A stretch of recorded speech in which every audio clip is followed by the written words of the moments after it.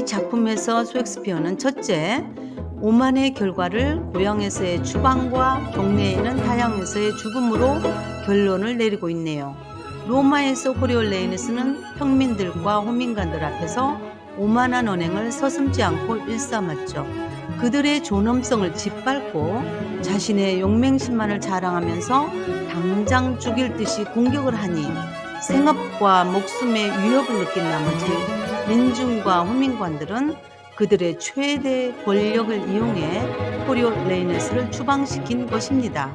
이러한 현상은 귀족과 평민의 갈등 중 하나로 볼 수 있는데, 코리올레이너스가 다른 귀족들과 차이가 있다면 심중에 품은 평민에 대한 멸시를 평상시에도 노골적으로 드러낸다는 것입니다. 그러한 태도는 타인을 배려하지 않는 철저하게 자기중심주의의 표현 방식이죠. 그리고 타향 안티엄에서 코리올레이너스는 로마와 화친을 맺었다는 안도감과 자만심으로 충분한 나머지 호시탐탐 그를 제거할 기회를 노리는 오피디어스의 계략을 눈치채지 못하는 실수를 저지르죠.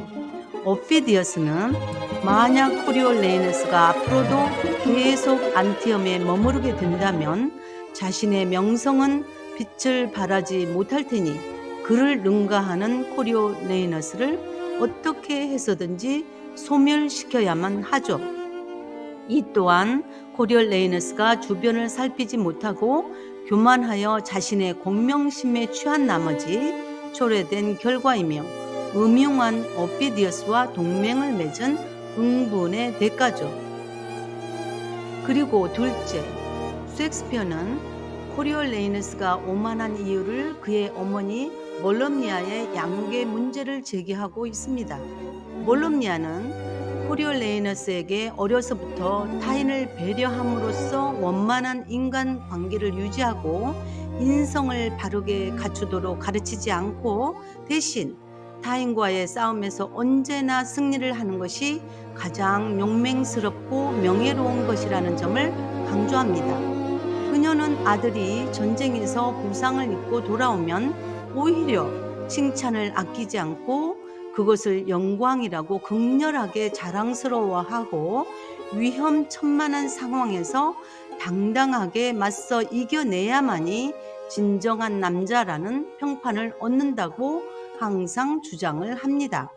그러면서 그녀에게 12명의 아들이 있다면 그 모두가 전쟁터에 나가서 나라를 위해 목숨을 바치는 것을 더 기쁘고 영광스럽게 여길 것이라고 서슴없이 이야기를 합니다. 더 놀라운 것은 몰럼니아가 안티엄에 있는 아들이 로마 공격을 중지하면 오피디어스 일당에게 죽임을 당하게 될 것을 알면서도 아들에게 애걸하고 원망하고 위협하고 심지어 저주까지 하면서 그녀에게 설득을 당하도록 끝까지 온갖 수단을 다 써서 목적을 달성하죠. 그녀는 아들이 죽고 로마를 살리면 돌아올 모든 영광과 명예를 자신이 직접 거머쥐고 그녀의 평판을 로마로부터 얻고자 한 것입니다.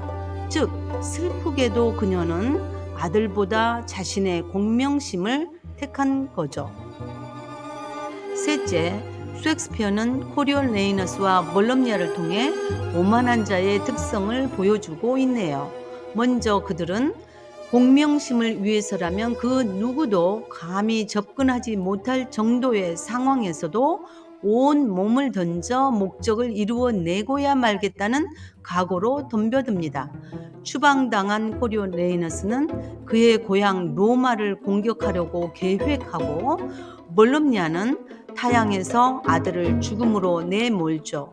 다음, 그 두 인물들의 혀는 타인의 감정을 송두리째 앗아갈 정도로 파괴력이 있습니다. 코리올레이너스는 평민, 호민관들, 오피디어스의 면전에서 입에 담기에 거북할 만한 독설을 마구 쏟아내 말초신경까지 건드려 그들의 화를 촉발시키죠.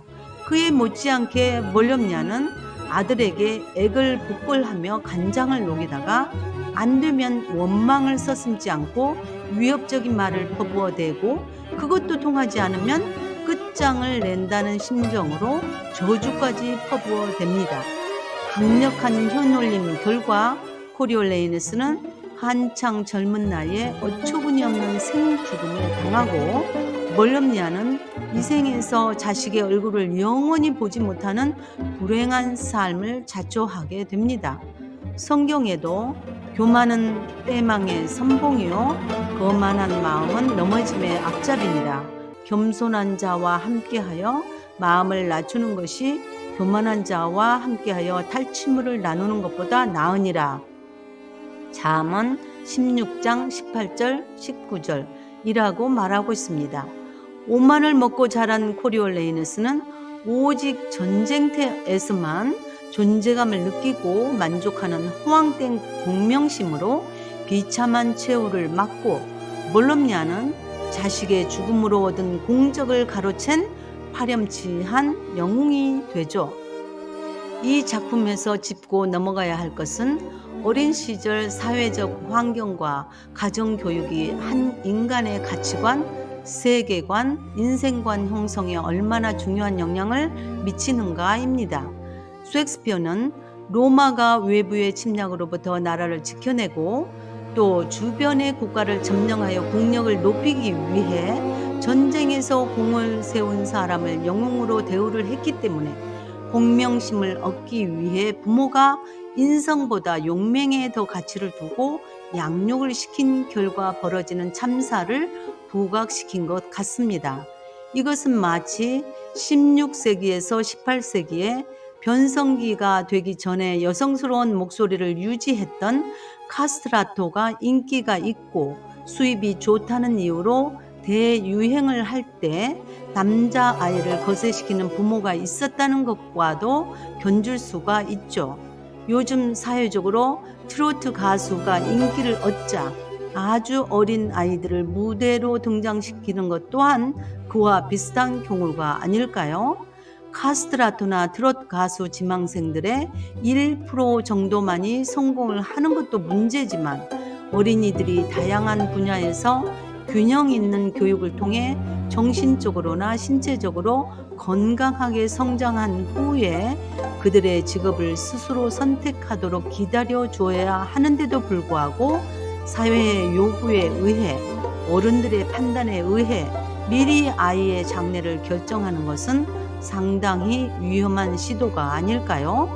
셰익스피어는 코리올레이너스의 오만이 사회적 공명성에 온전히 집중한 어머니의 양육의 근원이 있다는 점을 처음부터 끝까지 암시를 하고 있군요. 함께 해주셔서 감사합니다.